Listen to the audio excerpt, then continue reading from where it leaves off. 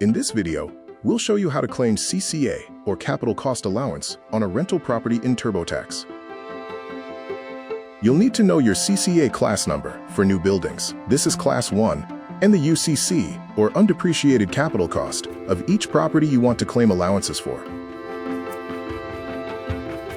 If you haven't already finished filling out your personal information and reported income, make sure you do so before beginning this process.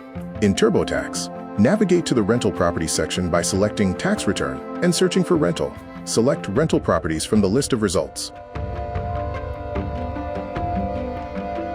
On the Rental Income screen, note the information that will be needed to complete this process, then proceed to your rental profile.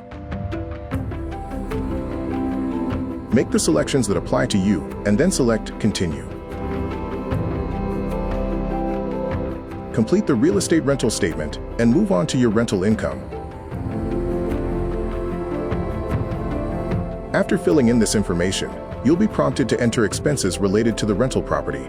Again, select Continue once completed. Select Done with Vehicles on the following screen, which will bring you to the T776 Capital Cost Allowance for your assets screen. Choose either Enter UCC balances from a prior year,